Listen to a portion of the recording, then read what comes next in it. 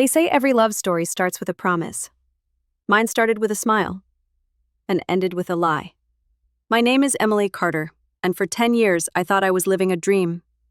A marriage built on trust, laughter, and quiet evenings under the same roof. My husband Daniel was charming, the kind of man who remembered anniversaries, brought coffee to bed, and texted me "I miss you" during his business trips. We lived in a cozy house in Seattle, a place filled with the scent of fresh coffee and pine trees. I worked as a school counselor. He was a financial consultant who traveled often. Our lives were busy but beautiful, or at least, I thought they were. Our neighbors adored us. Our friends called us the power couple. At parties, Daniel would rest his hand on my shoulder as he told stories that made everyone laugh. I'd glance at him, confident, witty, with that dimpled smile, and I'd think, I'm lucky. Every Sunday morning, he'd play music in the kitchen while making pancakes for our daughter, Sophie, who was only 7. She'd giggle when he flipped pancakes too high and dropped one on the floor. I'd pretend to scold him, and he'd wink. From the outside, we were perfect. But perfection is just a reflection, sometimes of something hollow underneath. It started small. Little things that didn't fit together. Like the time he came home late from a meeting and smelled faintly of perfume. Or the night he accidentally called me babe, then quickly said, No, I meant hun. Or the credit card charge from a flower shop, on a day that wasn't Valentine's Day or my birthday. I told myself not to overthink it. Marriages have ups and downs. People get tired, distracted. He was working hard for us after all. But my gut, that quiet whisper inside, started to talk louder. Something was wrong. It was a Tuesday night when I found his phone buzzing on the kitchen counter. He was in the shower. The name flashing on the screen wasn't familiar. Anna M. The message preview read, "Can't wait to see you and the kids this weekend. Heart." I froze. The kids? What kids? My hands trembled as I picked up the phone. My heart pounded so loud I could barely hear the water running upstairs.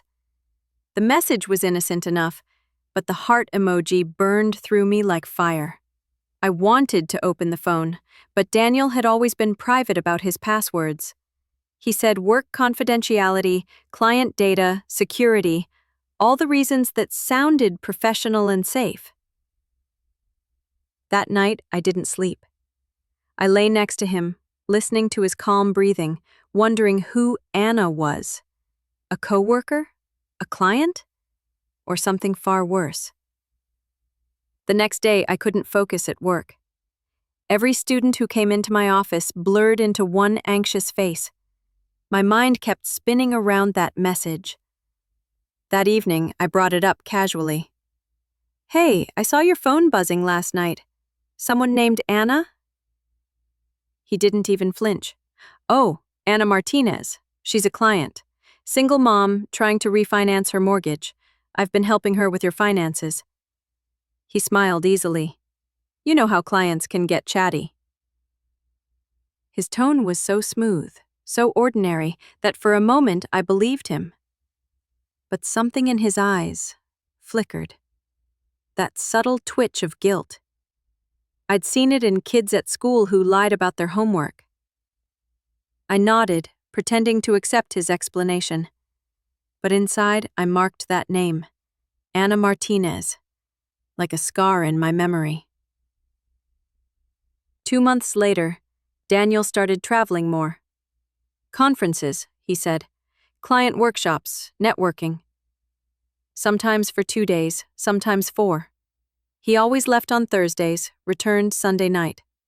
And every time, I'd stand by the window, waving goodbye as his car disappeared down the street, the air filling with the echo of his absence. At first, I distracted myself with work and Sophie.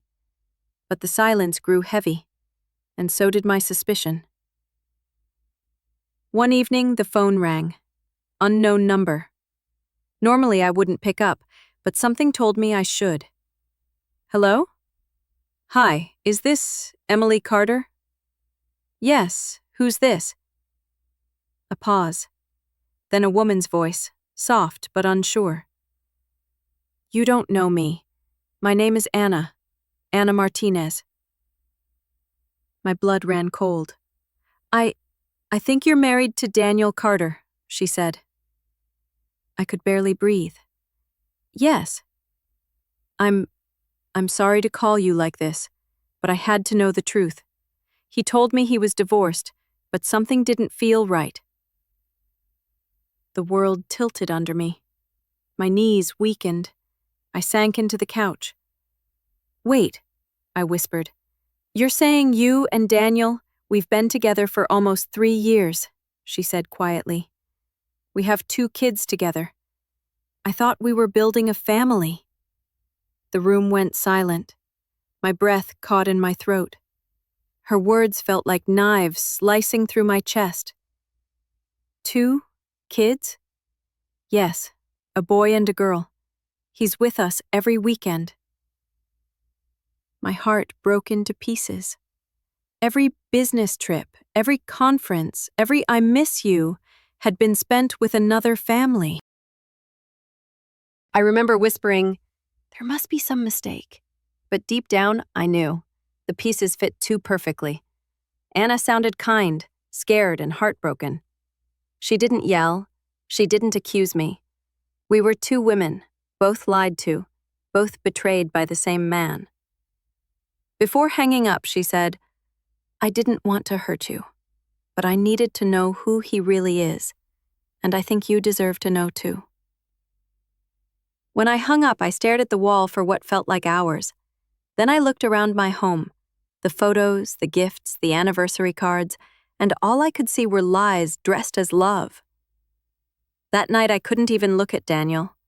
He came home smiling, tired, pretending nothing had changed, but everything had. For 3 days, I said nothing. I watched him, every move, every word, and I began to see the small cracks I'd ignored for years. The late-night calls, the excuses, the urgent client meetings. Each one now whispered one truth. He had built another life. I started to plan, quietly, patiently, because if he could build 2 lives behind my back, then I could build one plan, right under his. In the back of my closet, I pulled out an old leather notebook. It used to be my gratitude journal. Now it became my war diary. I wrote down every detail, dates, times, receipts, travel logs, names. I even installed a small tracking app on his phone one night while he was asleep. And what I discovered made my heart freeze. Every business trip matched perfectly with Anna's city, Portland. The morning before his next trip, I made him breakfast, pancakes just like always. He kissed my forehead. You're amazing, you know that? I smiled faintly. Be safe on your trip. But this time, I wasn't just waving goodbye. I was following the trail of a man who had fooled 2 families. That evening, I booked a one-way ticket to Portland. Not to confront Anna, not yet, but to see, with my own eyes, the world he built without me. As I packed my bag, I glanced at our wedding photo one last time. We looked so young, so in love. Now all I saw was betrayal frozen in a frame. I whispered to myself, you wanted to live 2 lives, Daniel. But soon, both will fall apart. The morning I left for Portland, the sky looked heavy with rain, as if it knew what I was about to do. Sophie was at school. I kissed her forehead before she left, whispering that Mommy had some work out of town. I told her I'd be back in a few days. She smiled and ran off, clutching her pink backpack. She had no idea that her mother's heart was breaking, or that her father's lies were about to be exposed. Daniel thought I was visiting my sister in Chicago. He had no idea that instead I was following his shadow. I drove to the airport, every mile heavy with dread and determination. My hands gripped the steering wheel so tightly they hurt. I wasn't sure what I'd find in Portland, but I knew one thing. I needed to see the truth with my own eyes. When I arrived, the air felt colder, the kind of cold that creeps under your skin. I checked into a small motel on the edge of the city, the kind of place where no one asks questions. That night, I opened my notebook again. Every clue, every pattern, every date, I laid them all out. Daniel's trips, his expense receipts, his gas logs, all pointed to the same neighborhood, Riverside Drive in North Portland. The next morning, I got into a rental car, heart pounding. It was a quiet suburban street, lined with maple trees and children's bikes left on lawns. Peaceful, normal, deceptively innocent. And then I saw it. His car. His silver SUV parked neatly in front of a beige two-story house with white shutters. The license plate confirmed it. I sat there, frozen. My husband's car, parked in front of her house. A moment later, the front door opened, and there he was, Daniel. He was laughing. Really laughing. The kind of laugh I hadn't heard in years. He had a little boy on his shoulders, maybe 4 years old. And beside him, holding a baby girl, was Anna. My breath hitched. He looked like a man who belonged there, like a husband, like a father, like everything he pretended to be with me. I watched as he lifted the boy high, spun him around, and kissed Anna on the cheek. It was so ordinary, so domestic, so heartbreakingly real. My stomach twisted. He wasn't just cheating. He had built another life, another home, another family, another version of himself. I sat in the car for what felt like hours, tears streaming silently. I couldn't move, couldn't breathe, couldn't think. How do you process something like that? How do you understand that the person you built your world around was building someone else's, too? The betrayal wasn't just emotional. It was architectural. He'd built love, trust, and family twice. And one of them had to crumble. When Daniel drove off, probably to work, I got out of the car. My hands shook as I walked up the sidewalk to Anna's house. I hesitated at the door. Should I knock? Should I tell her everything? She already knew about me, but maybe she didn't know the full extent. Before I could decide, the door opened. Anna stood there, the woman whose name had haunted me for weeks. She looked tired, gentle, confused. Her hair was tied in a messy bun, and she held the baby against her hip. Her eyes widened when she saw me. "Emily?" I nodded. Yes, I needed to see it for myself. She didn't speak for a moment, then she stepped aside. "Come in." Inside, the house smelled of baby powder and fresh laundry. Photos lined the wall, Daniel with Anna, with the kids, smiling like he had nothing to hide. One photo stopped me cold. It was him holding the little boy at a birthday party, a cake, balloons, candles. I recognized the shirt he was wearing. It was the same weekend he'd told me he was in Boston for a conference. The air felt thin. Anna watched me carefully. "I didn't know until a few days ago," she said softly. "He told me you were his ex-wife. He said you had custody of Sophie and didn't want him around." My jaw clenched. "So he told you we were divorced?" She nodded. "He said you were bitter, that you didn't want him to see your daughter." I laughed, a bitter, broken sound. "Wow, he made me the villain in your story." She looked down. "He made me believe we were his only family." For a moment we were silent, two women standing in the ruins of the same lie. Then she whispered, "What are you going to do?" I looked at her, at the children, innocent, blameless, and said quietly, "I don't know yet, but I won't let him destroy both our lives." Before leaving, Anna handed me something, a folder. "These are his documents, bills, receipts, even some work stuff. I thought maybe they'd help you understand." Inside were financial statements, credit card bills, and one bank account I'd never seen before. Under his name, shared with Anna Martinez. My vision blurred. He had combined finances with her. He had opened a savings account in both their names. It wasn't just emotional betrayal, it was financial fraud.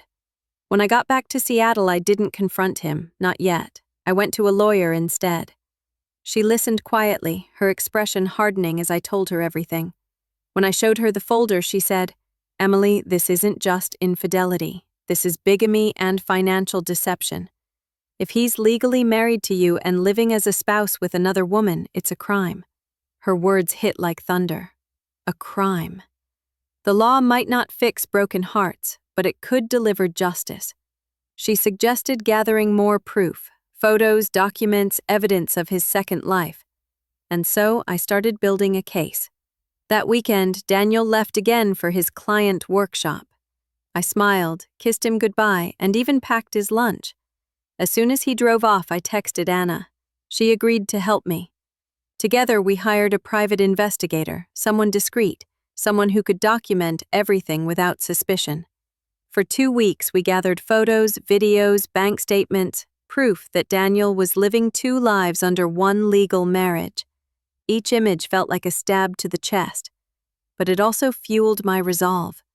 If he thought he could manipulate 2 women, 2 homes, 2 families, then he underestimated the power of one truth. When he came back home that Sunday night, he brought Sophie a gift, a stuffed bear wearing a Portland t-shirt. I almost laughed at the irony. He didn't even hide it anymore. He hugged me, kissed me, told me he missed me. His voice was warm, his lies were flawless. And yet, I looked him straight in the eye and smiled, because now I had everything I needed. For the next few weeks, I pretended.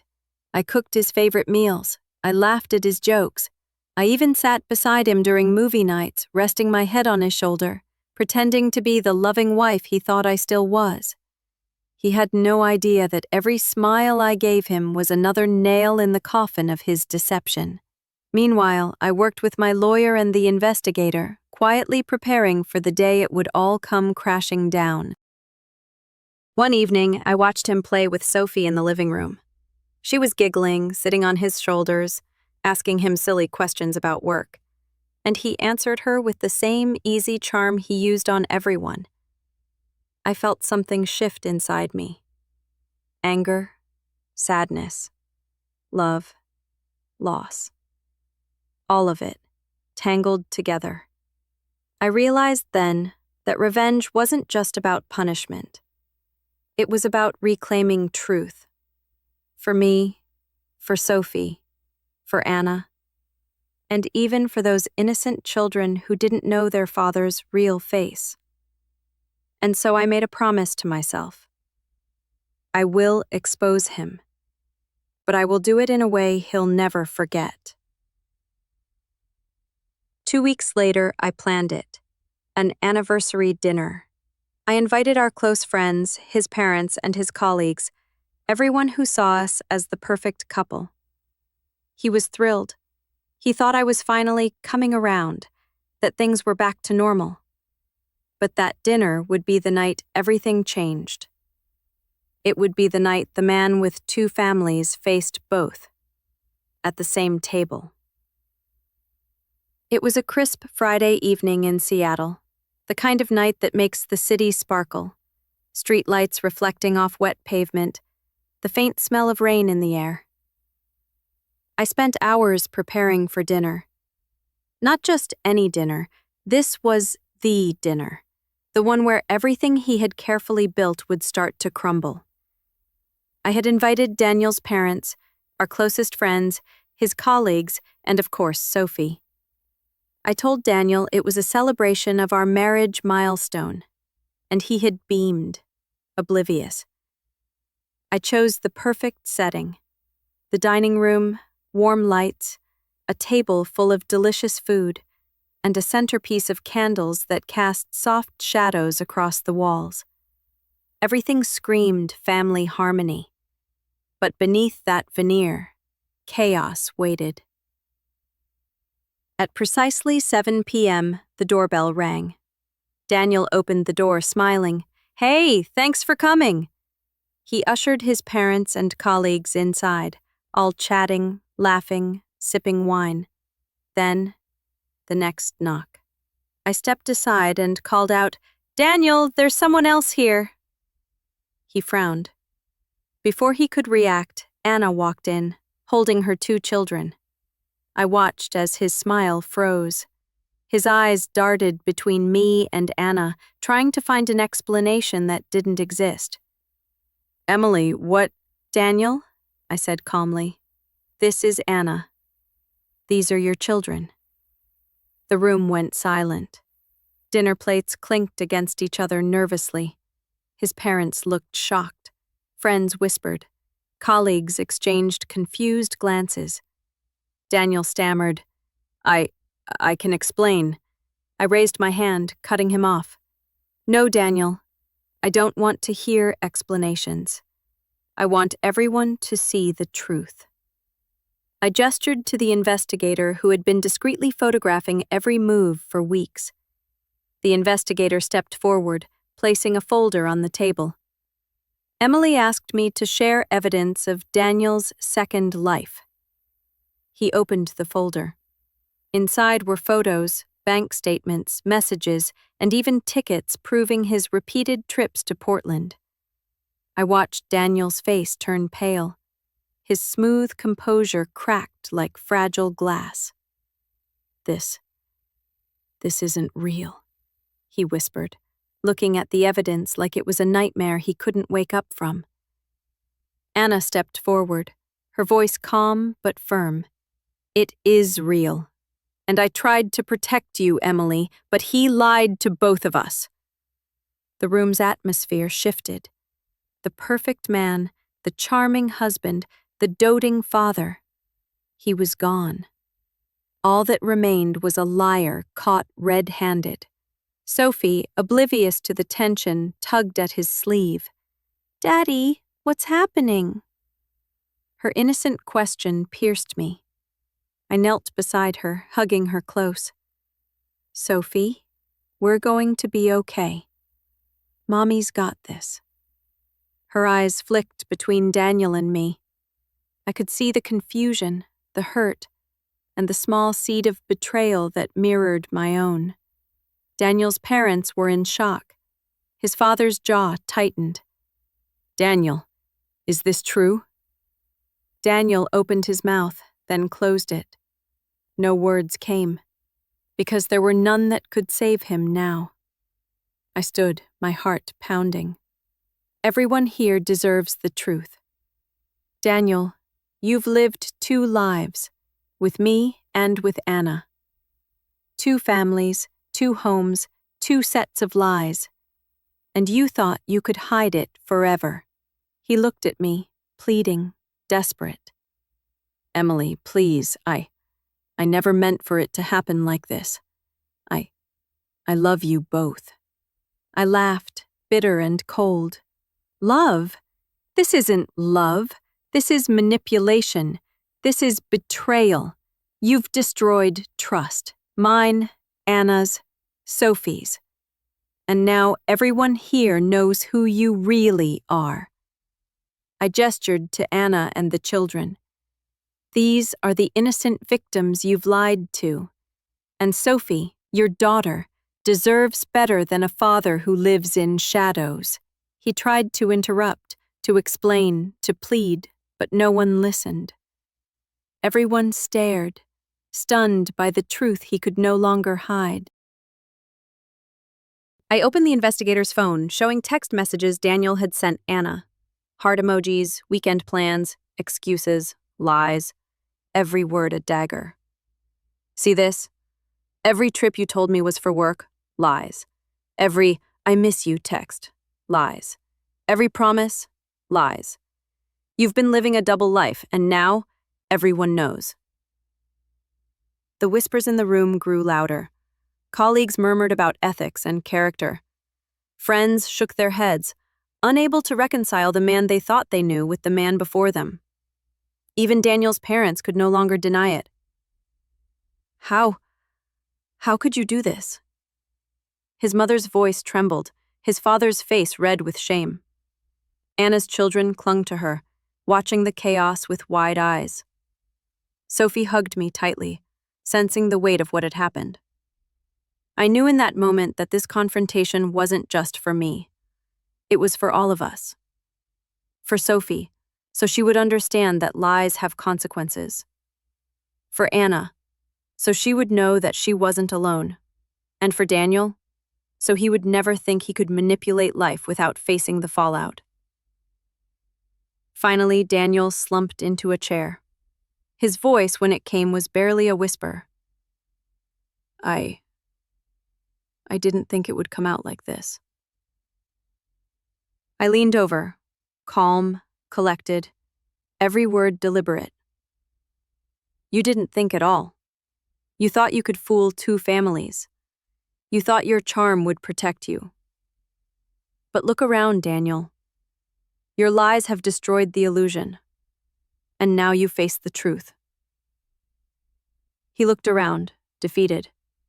He saw colleagues staring, parents disappointed, Sophie crying, Anna holding her children. He had no escape. The dinner ended quietly. No one spoke much. The weight of the confrontation hung heavy. Daniel went to his bedroom alone. He didn't know if he could face anyone. Not his parents, not his colleagues, not the two families he had betrayed. Sophie hugged me as I whispered reassurance. Mommy's here. We'll be okay. Anna smiled weakly. Exhaustion and relief etched into her face. Thank you, she whispered. I nodded, but inside, I knew this was only the beginning, because exposing him publicly was one thing. Ensuring he never hurts anyone again, that required more. That night, I sat alone in my room. I opened my notebook, reviewing every document, every photo, every secret he had tried to hide. And I made a promise. Daniel, you've destroyed trust, lied, and hidden lives. Now it's time for justice. Not just humiliation, not just exposure, but real consequences that you can't charm your way out of.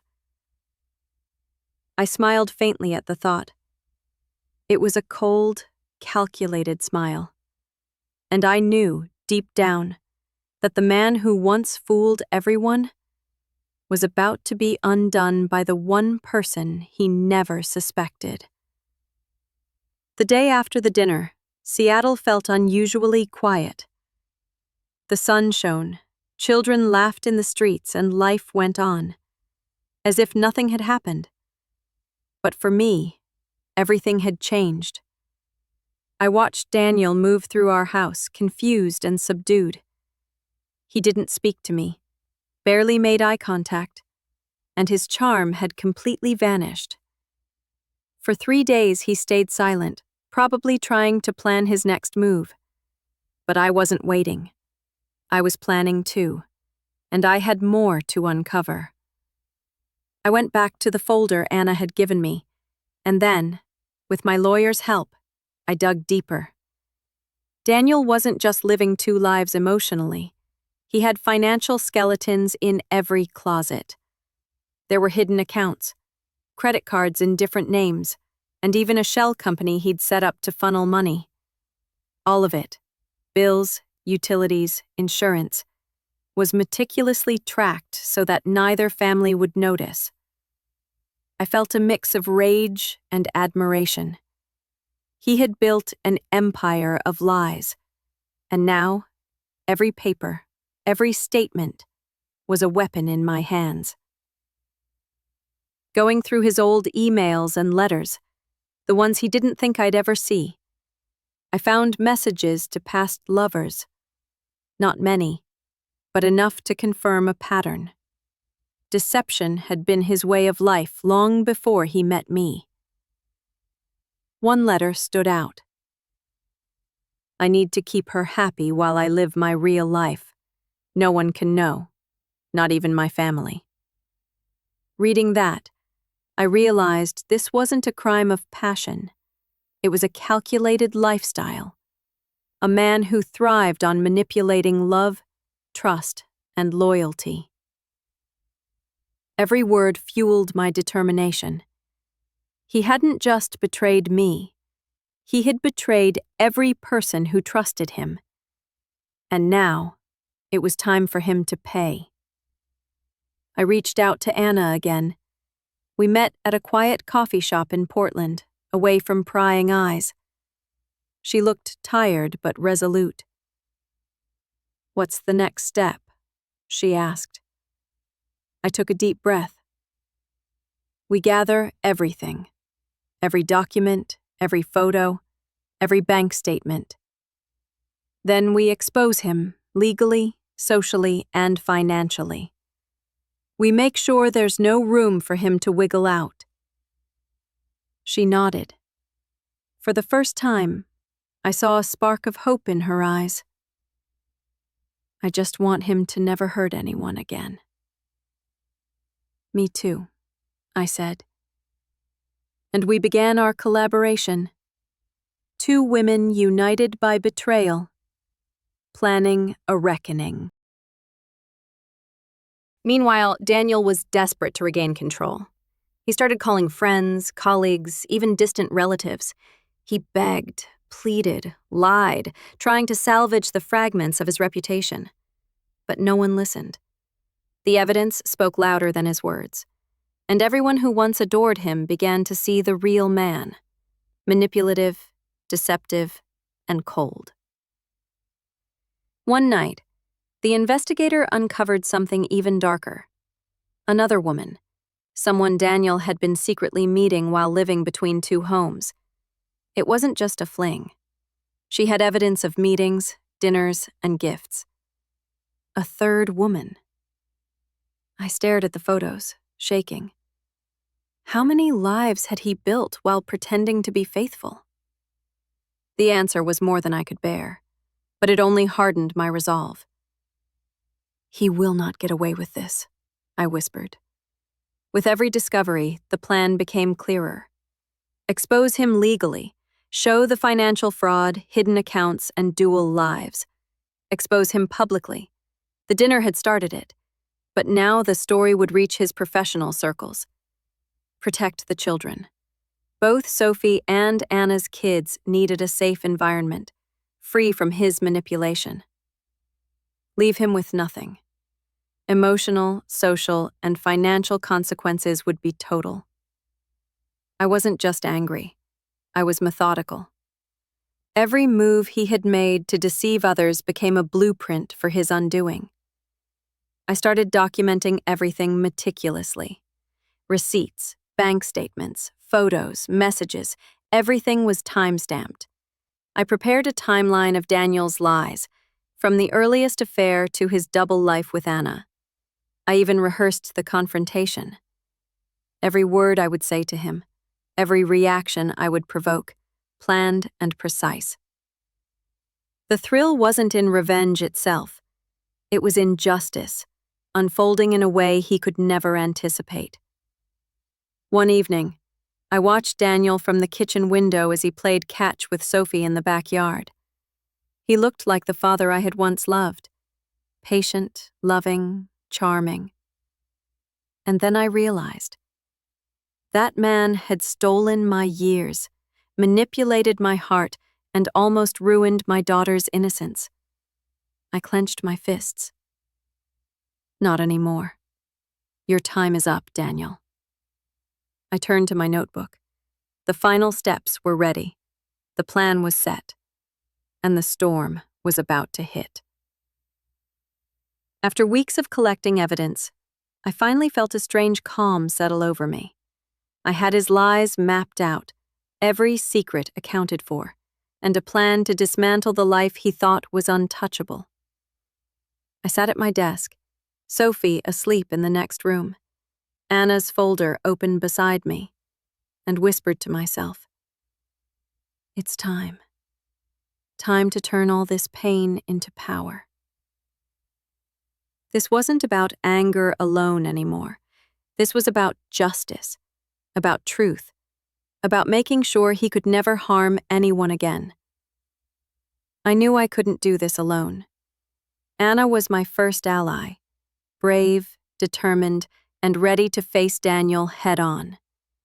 I reached out to our lawyer and the private investigator. We created a timeline of every lie, every financial irregularity, every trip Daniel had taken. Then, I contacted a journalist I trusted, someone who knew the power of stories and how to tell them without sensationalizing the innocent. This wasn't about revenge for spectacle. It was about exposing truth. Daniel had always loved his finances more than anything else, his status, his power, his ability to control. I focused there first. With the help of the lawyer, we froze certain accounts. We documented every hidden transaction, every secret expense. I smiled as I imagined him discovering that the very money he thought he controlled was now a record of his betrayal. It wasn't just about taking him down. It was about making him see the consequences of every calculated lie. Next, the public aspect. The dinner had been a start, a taste of what was coming. I began crafting letters to colleagues, friends, and even distant family members who had trusted him blindly. We included photos, messages, and the timeline. Not to shame anyone unnecessarily, but to ensure that he could no longer hide behind charm or lies. Daniel had built his life on deception. It was time for the world to know the real man. I wanted him to feel the weight of his betrayal, not in physical terms, but emotionally, socially, and legally. Every interaction I had with him was now deliberate. The quiet smiles that suggested I knew more than I let on. The calm, collected tone when discussing Sophie. The subtle mentions of justice in casual conversations. Each act reminded him that the carefully constructed life he thought he controlled was slipping through his fingers. Anna and I met weekly, sometimes twice a week. We shared updates, planned moves, and coordinated what evidence went where. Her children became part of our concern, not just as victims, but as motivation. We need to make sure they never see him as safe again, Anna said. Exactly, I replied. He can't charm or manipulate them. They need truth. Our private investigator worked diligently. He documented Daniel's every move, his meetings with Anna, his additional secret contacts, even his attempts to cover financial tracks. Watching the videos, I felt a cold satisfaction. Every lie he tried to hide was now captured, irrefutable, undeniable.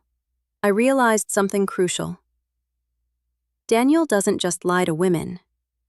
He lies to the world. And now, the world would see. I decided to use a second dinner, this one with a smaller group of key people.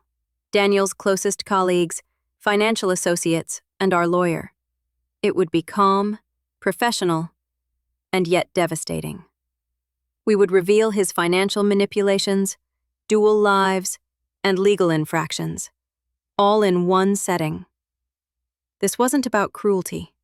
It was about accountability. I studied his behavior carefully. He was a man who thrived on control. He was used to bending reality, charming his way out of lies.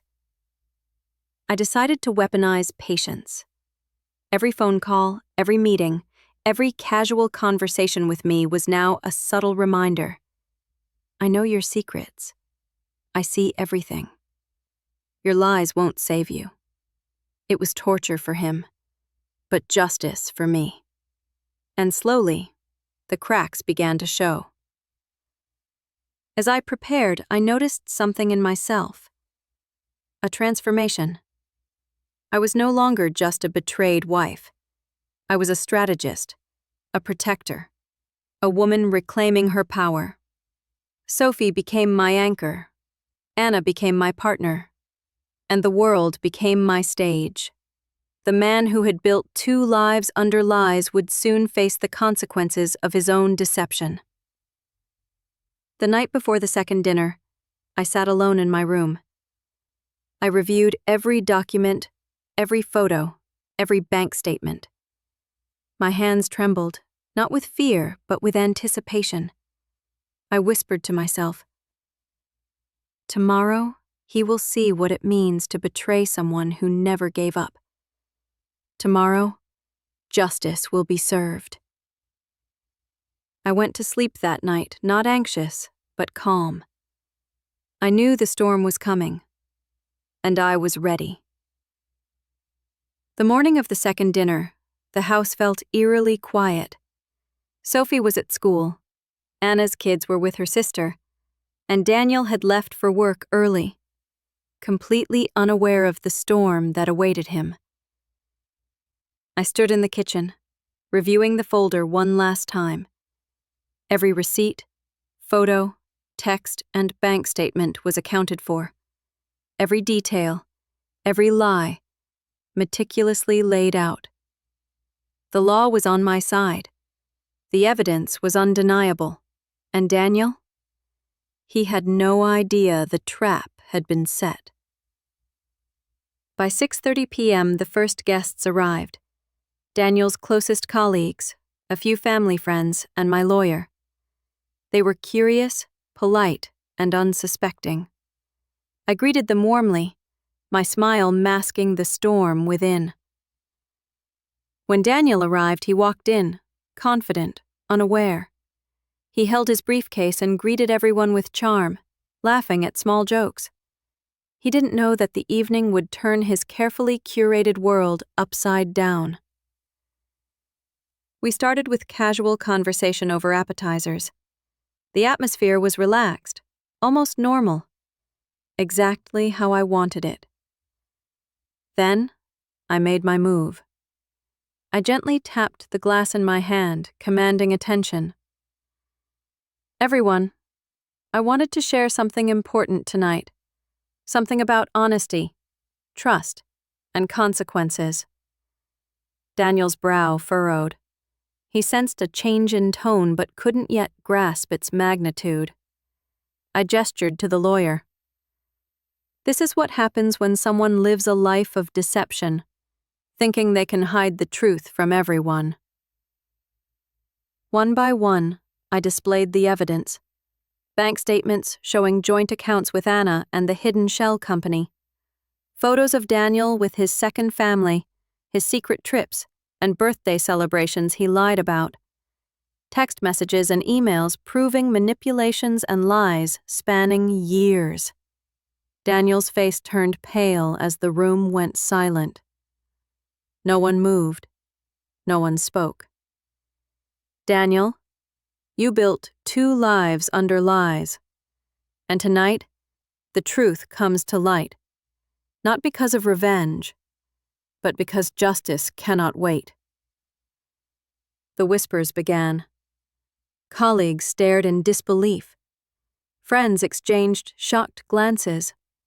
His parents covered their mouths with their hands. Daniel tried to explain. "Emily, it's not what you think." I cut him off, calm, deliberate. "No, Daniel. Everyone sees what it is. You lied. You manipulated. You destroyed trust. And you thought no one would ever know." His voice faltered. "Please, it's complicated." "No, there's nothing complicated about betrayal. There is truth, and there is lies.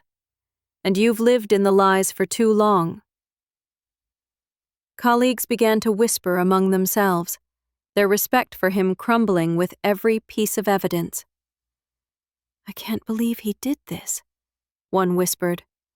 "All these years, and he just lied to everyone." Friends began to nod, some shaking their heads.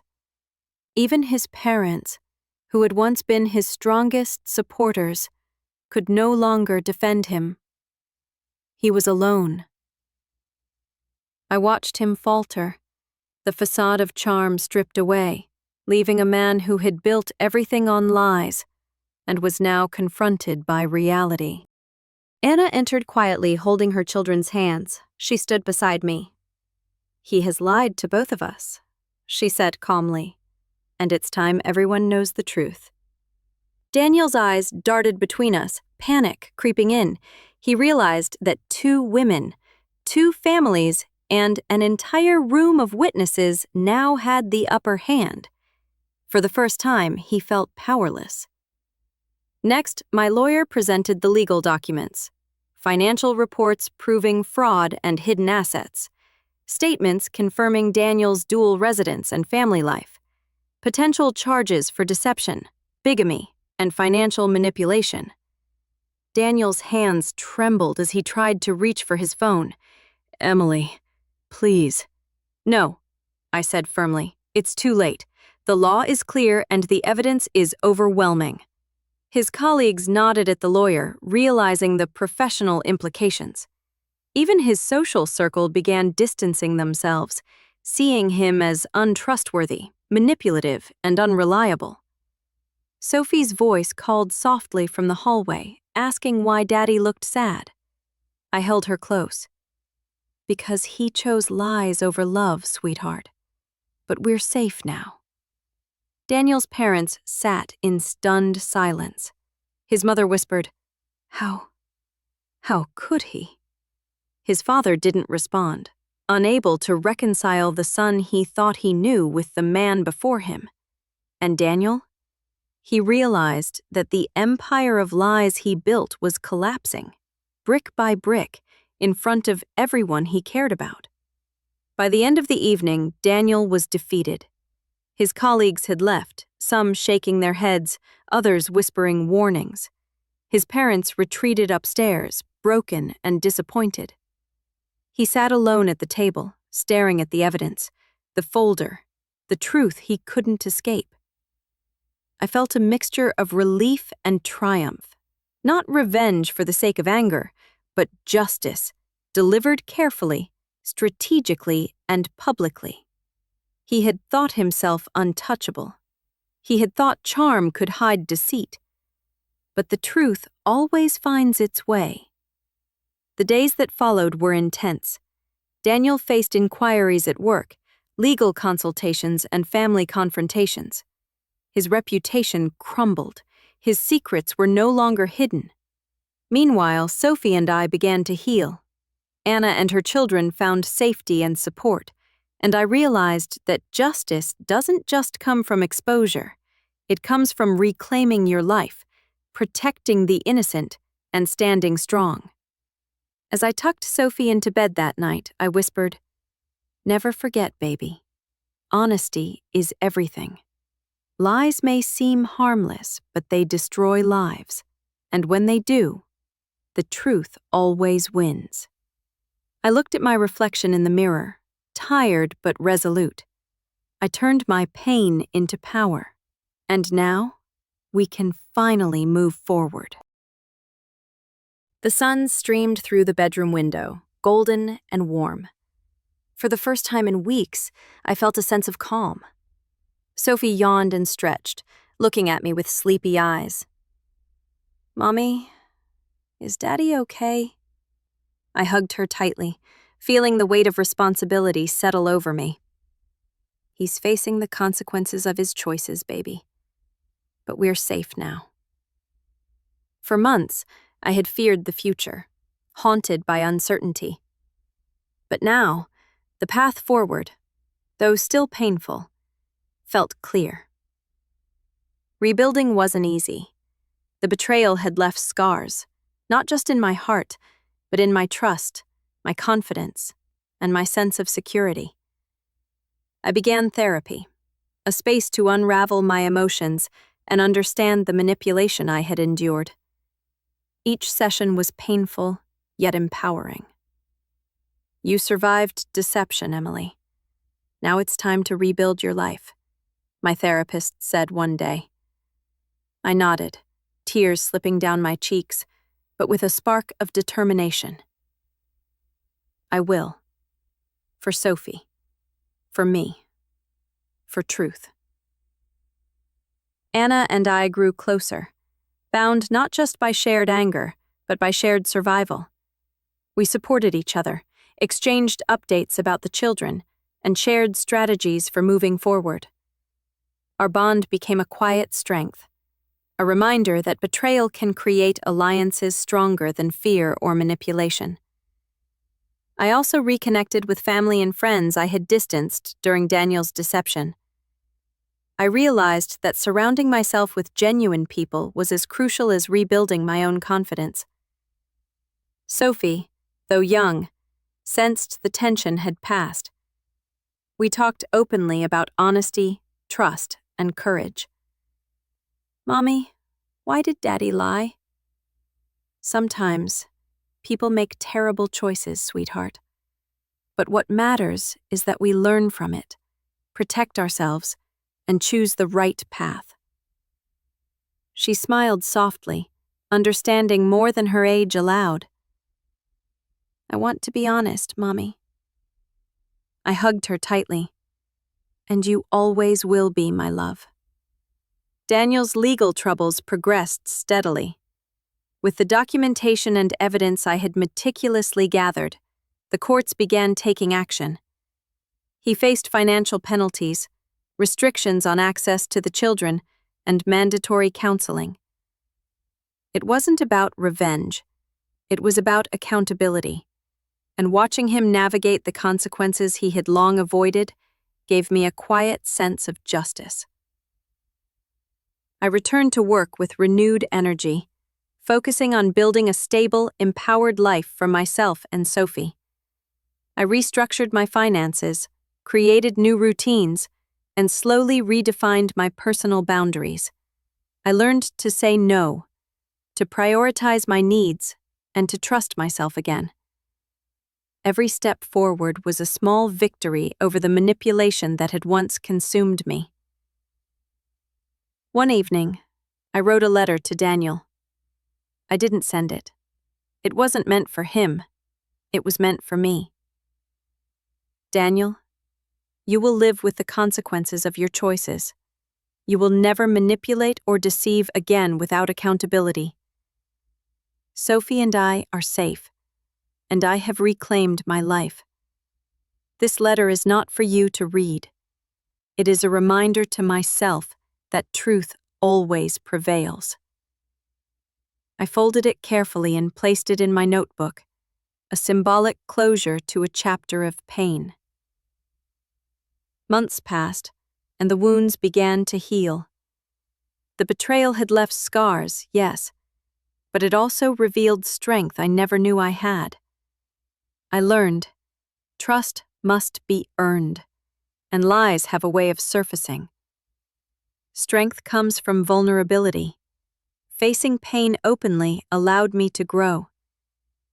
Justice can be both strategic and moral.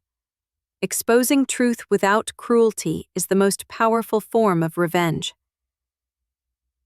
Sophie thrived in the calm, honest environment we created. Anna's children flourished under her protection. And Daniel, well, he faced the consequences of a life built on lies. Standing on the porch one evening, Sophie in my arms, I watched the sun dip below the horizon. "Mommy, do you think people can change?" I smiled softly, holding her closer. "Some do, baby. But some learn their lesson the hard way. What matters is that we choose honesty, love, and courage every day."